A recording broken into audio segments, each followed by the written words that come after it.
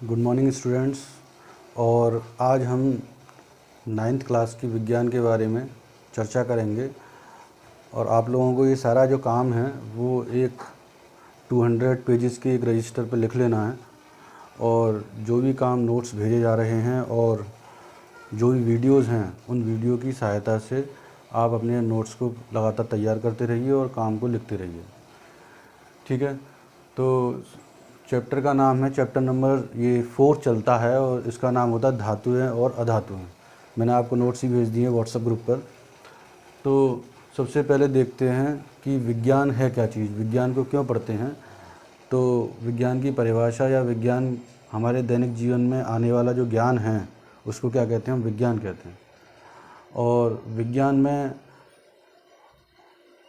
जो ये ज्ञान है वो एक क्रमबद्ध तरीके से प्राप्त हुआ है। लगातार हमें अचानक से ये सारी चीज़ें जो आजकल दैनिक जीवन में, चाहे मोबाइल हो, चाहे टीवी हो, चाहे एरोप्लेन हो, एकदम से उसी अवस्था में नहीं मिले थे। लगातार क्रमबद्ध तरीके से हम चीज़ों को मॉडिफाई करते रहे और लगातार उनको परिष्कृत करते रहे और इस तरह से हमें नई नई चीज़ें या नई नई टेक्नोलॉजी जो है वो देखने को मिली। तो देखिए, इनमें हमारे जो पदार्थ हैं, पदार्थों का बहुत उपयोग है कि कोई वस्तु जब निर्माण होता है तो पदार्थ उसकी एक मौलिक इकाई है। उसके बिना आप किसी वस्तु का निर्माण नहीं कर सकते हैं। तो पदार्थ के बारे में पढ़ें कि पदार्थ क्या है, कि कोई वस्तु जो है वो किसी न किसी अवयव से मिलके बनी हुई होगी, कोई भी मटेरियल से मिलके बनी होगी। और मटेरियल का कोई ना कोई उसकी प्रॉपर्टी होगी, कोई ना कोई गुण होगा, रासायनिक चाहे भौतिक गुण हो। तो इस तरह से हम ये कह सकते हैं कि पदार्थ जो है वो किसी वस्तु में उपस्थित अवयवों की संख्या है, उसके संगठन की संख्या है कि वो जो पदार्थ है वो किस अवयव से मिलकर बना हुआ है। जैसे मान लीजिए चेयर है, कुर्सी जो है वो लकड़ी उसका अवयव है और इस वजह से उसका जो पदार्थ का जो गुण है वो क्या है, लकड़ी है। इसी तरह से मान लीजिए आपका लोहे का दरवाज़ा है, तो लोहे का जो दरवाज़ा है उसमें जो अवयवी गुण हैं वो लोहे के पार्टिकल या लोहे के अणु या परमाणु हैं। तो डाल्टन ने सबसे पहले पदार्थ के बारे में बताया था कि पदार्थ किस किस कण से मिलकर बना हुआ है। डाल्टन साइंटिस्ट का नाम है।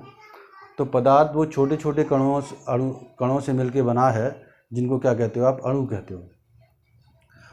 और अणु किससे मिलके बने होते हैं, परमाणु से मिलके बने होते हैं। तो जैसे यदि किसी पदार्थ के क्रिस्टलीय रूप को हम पढ़ें, तो यदि ये पदार्थ का एक क्रिस्टलीय रूप है, क्रिस्टल स्ट्रक्चर है, तो इसमें इस तरह से जो अणु हैं वो ऐसे विद्यमान रहते हैं, ऐसे ये। और अणु एक दूसरे के पास पास उपस्थित होते हैं। यदि अणु एक दूसरे के बहुत बहुत पास में उपस्थित हैं और एक दूसरे और हिल भी नहीं पा रहे हैं, तो ऐसे पदार्थ को हम ठोस कहते हैं। और यदि पदार्थ के जो अणु हैं वो एक दूसरे के बल क्षेत्र में या एक दूसरे के एरिया में जा सकते हैं, तो उनको हम बच्चों क्या कहते हैं, द्रव कहते हैं। और इसके अलावा यदि पदार्थ के जो अणु हैं जिस बर्तन में रखे जाएं उसको ही छोड़ के चले जाएं, तो उसको क्या कहते हैं, हम गैस कहते हैं। तो इस तरह से पदार्थ की 3 अवस्थाएँ तो हमने मौलिक रूप से पढ़ी हैं, 2 और नई बन गई हैं, जिसको आप कहते हो प्लाज्मा और बोस आइंस्टाइन कंडेंसेशन। तो पदार्थ की 5 अवस्थाएं होती हैं, ठोस, द्रव, गैस और प्लाज्मा और बोस आइंस्टाइन कंडेंसेशन। और अणु किससे मिलकर बने होते हैं, परमाणु से। तो परमाणु किसी भी पदार्थ की आप कह सकते हैं 9th क्लास तक कि एक मौलिक इकाई है। इसके बाद भी परमाणु पर और खोजें हुई और उसके बाद बताया गया कि परमाणु के अंदर भी कुछ और भी पार्टिकल्स या कुछ और भी कण पाए जाते हैं, जिनको आप इलेक्ट्रॉन, प्रोटॉन और न्यूट्रॉन कहते हो।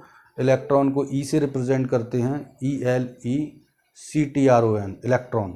तो पहला लेटर है ई, तो इस ई से रिप्रेजेंट करेंगे, प्रोटॉन को P से और न्यूट्रॉन को N से।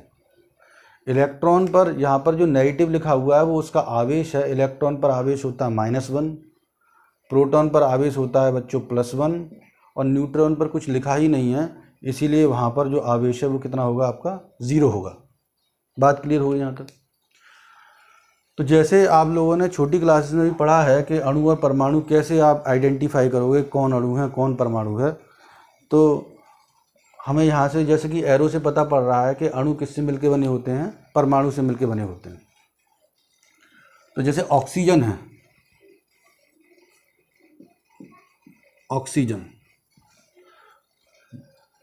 ऑक्सीजन को का जो अणु है उसको आप O से रिप्रेजेंट करते हो, सिर्फ O से रिप्रेजेंट करोगे तो वो क्या हो जाएगा, परमाणु।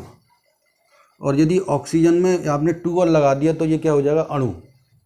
तो इसका मतलब है कि ऑक्सीजन का जो अणु है वो 2 परमाणुओं से मिलकर बना है। तो मान लीजिए कि ये एक अणु हो तो इसमें 2 परमाणु और होंगे, ऐसे करके। ये मैंने जैसे डंबल होता है ना, डंबल में 2 हिस्से होते हैं और बीच में एक रॉड सी लगी होती है। तो इस तरह से डंबल की फॉर्म में मान सकते हैं कि ऑक्सीजन का अणु होता है। इसमें एक O परमाणु ये हो गया, एक O परमाणु हो गया, और ये एक दूसरे से किसी बंध के द्वारा या आबंध के द्वारा या बॉन्ड के द्वारा जुड़े हुए हैं। तो इसको परमाणु बोलते हैं। और परमाणु को भी फिर आगे फर्दर तोड़ते हैं तो वो इलेक्ट्रॉन, प्रोटॉन और न्यूट्रॉन कहलाता है। ये प्रोटॉन और न्यूट्रॉन जो होते हैं वो एक घर में या एक एरिया में, एक रीजन में रहते हैं, जिसको आप नाभिक कहते हो, जिसको आप पॉजिटिव से बताते हो। और उसके चारों ओर विभिन्न कक्षाओं में इलेक्ट्रॉन जो हैं वो चक्कर लगाते हैं, जैसे सूरज के चारों ओर पृथ्वी चक्कर लगाती है, इस तरह से लगातार घूमते रहते हैं। नाभिक जो होता है, जिसको आप इंग्लिश में न्यूक्लियस कहते हैं, उसके अंदर प्रोटॉन और न्यूट्रॉन दोनों ही विद्यमान रहते हैं और इलेक्ट्रॉन उसके चारों ओर चक्कर लगाते हैं। तो ये पदार्थ की संरचना हो गई कि पदार्थ की जो मौलिक संरचना है उसमें कम से कम परमाणु के बारे में तो आप जान ही लें, और इसके अलावा वो इलेक्ट्रॉन, प्रोटॉन और न्यूट्रॉन भी होता है परमाणु के अंदर, जिसका स्ट्रक्चर हमने इस तरह से दिखाया है। अब उसके बारे में, अब क्योंकि हमारा टॉपिक जो है बहुत छोटा सा है ये, कि पदार्थ में धातु और अधातुओं के बारे में हमें पढ़ना है। तो धातुएं वे पदार्थ होते हैं जो ऊष्मा के अच्छे चालक होते हैं। जैसे आप कॉपर का जो वायर है, कॉपर का तार है, उसको आग में जलाएं, एक तरफ से गर्म करें कॉपर की रॉड को या वायर को, तो दूसरा हिस्सा कुछ समय के बाद गर्म होने लग जाता है।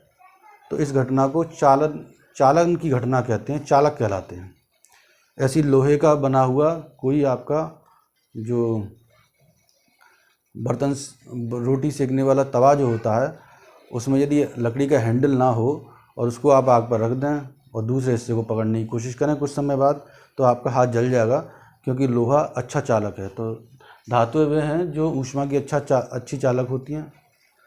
इसी तरह से इसके एग्जाम्पल हो सकते हैं सोना, चांदी, कॉपर, एल्यूमिनियम। जो आपके घरों में लाइट आती है तो लाइट को पहुंचाने के लिए जो तार हैं उसमें जो मटेरियल यूज़ हो रहा है, मटेरियल वो कौन सा है, आपका एल्यूमिनियम होता है यूज़, जिसकी वजह से, या कॉपर यूज़ होता है, जिसकी वजह से एक स्थान से दूसरे स्थान तक हम विद्युत धारा को या लाइट को जो प्रवाहित कर सकते हैं। अब दूसरी बात आ जाए कि अधातुएं क्या होती हैं। वे पदार्थ जो अच्छी ऊष्मा की चालक ना हो उन्हें अधातुएं कहते हैं। तो जैसे लकड़ी होती है, लकड़ी को आग पर रखते हैं तो आप एक हिस्से को, लकड़ी को आग के कांटेक्ट में रखते हैं तो दूसरे हिस्से तक वो ऊष्मा या ऊर्जा जो है आ नहीं पाती है और वही हिस्सा जलता है लकड़ी का। इसका मतलब लकड़ी अच्छी चालक नहीं है। तो सर्दियों के दिनों में यदि कोहरा पड़ रहा हो या बर्फ़ पड़ रही हो और उस दौरान 2 चेयर रखी हों खुले वातावरण में, तो उनमें से एक लोहे की बनी हो और एक जो है लकड़ी की बनी हो, तो आप किस पे बैठना पसंद करेंगे? लकड़ी वाली पर। क्यों? क्योंकि लकड़ी अच्छी ऊष्मा की चालक नहीं है। तो ये दोनों परिभाषाएं समझ में आ गई। अब इनके भौतिक गुण देख लें कि धातुएं आघातवर्णी होती हैं। आघातवर्णी का मतलब होता है कि जिनको पीटने पर उनको तार में बदल सकें या फिर चादरों में बदल सकें, इतना पीटें कि उनसे पतली पतली चादर बनाई जा सकें, उन्हें आघातवर्णी कहते हैं। दूसरा है ऊष्मा की अच्छी चालक होती हैं, यानी कि यदि आप एक सिरे पर ऊष्मा दें इन धातुओं को तो वो एक स्थान से दूसरे स्थान पर उस ऊष्मा को प्रवाहित कर देती हैं। अधातुओं के अंदर ऐसा नहीं होता। जो गुण धातुओं के हैं वो अधातुओं के नहीं है, वो अपने आप समझ लें आप। धातुएं विद्युत की सुचालक होती हैं। आपको मैंने बताया कि आपके घरों तक जो लाइट आ रही है उनमें जो तार प्रयोग में लाए जा रहे हैं वो कॉपर के या फिर एल्यूमिनियम के यूज़ हो रहे हैं। सबसे अच्छा जो चालक है वैसे तो गोल्ड है, सोना, पर सोना इतना महंगा है कि उसके तार खींचना पॉसिबल नहीं है। दूसरा, धातुओं में तन्यता होती है। धातुओं को जब आप खींचते हैं तो उनके तार बनाए जा सकते हैं। तो एल्यूमिनियम के तार या कॉपर के जो तार हैं वो धातुओं से मिलकर बने हैं और धातुओं को खींचने पर ही मिलकर बने होंगे। अगला है धातुओं में ध्वनिक गुण हो जाता है। तो धातुओं को जब पीटते हैं तो उनमें आवाज़ आती है, तो इसको क्या कहते हैं, ध्वनिक गुण कहते हैं। इसके एग्जाम्पल समझा देता हूँ आघात वर्णीय के, कि जैसा कि आप लोहे का चोवा ले लें, कील ले लें और उस कील को अपने हथौड़े से पीटें, तो लगातार बहुत तेज आघात लगाने के पश्चात कुछ समय के बाद में वो जो आपका कील था वो एक पतली चादर में या फ्लैट पत्ती में कन्वर्ट हो जाता है। तो इसका मतलब है कि हम लोहे को हथौड़े से पीट कर चादरों में कन्वर्ट कर सकते हैं। और इस प्रॉपर्टी को इंग्लिश में बोलते हैं मैलिएबल की प्रॉपर्टी, मैलिएबल। दूसरा है हमारे पास ऊष्मा की अच्छी चालक होती हैं। तो धातुएं ऊष्मा की अच्छी चालक हैं। इसका एग्जांपल मैंने बताया आपको कि यदि आप हैंडल ना लगा हो आपके तवे के अंदर और आप हाथ से छू कर देखें, जब वो तेज़ गर्म हो तो आपका हाथ जल जाएगा। और यदि आप उस पर हैंडल लगा लें लकड़ी का या प्लास्टिक का तो उससे आपका हाथ नहीं जलेगा, और क्योंकि लकड़ी और प्लास्टिक जो ऊष्मा की कुचालक है इसीलिए आपके हाथ को जलने नहीं देगी। अगला है धातु विद्युत की सुचालक होती हैं। तो जो तार हैं हमारे, इलेक्ट्रिसिटी जो है वो एक स्थान से दूसरे स्थान पर धातुओं के बने तार के द्वारा ही प्रवाहित होती है, इसीलिए ये विद्युत की सुचालक होती है। विद्युत के सुचालक के लिए इलेक्ट्रॉन आवश्यक होते हैं, जैसा कि मैंने यहाँ पर बताया था। और ये जो इलेक्ट्रॉन है वही एक स्थान से दूसरे स्थान पर विद्युत को लेके जाते हैं। अगला है धातुओं में तन्यता होती है। धातुओं के बने धातुओं के को पीटा जाए तो वो तार में कन्वर्ट किया जा सकता है, या उन्हें गर्म करके पिघलाकर खींचा जाए तो वो तार में कन्वर्ट हो जाते हैं। और इसका एक एग्जांपल बताऊं कि सबसे अच्छा जो तन्यता पाई जाती है वो गोल्ड में पाई जाती है। ज्वेलरी आप बनवाते हैं तो पतले हल्की से हल्की ज्वेलरी बन जाती है, क्योंकि गोल्ड में ये तन्यता का गुण पाया जाता है, टूटती नहीं है। जो धातुएं होती हैं उनमें तन्यता का गुण पाया जाता है, और अधातुएं जो होती हैं वो भंगुर होती हैं।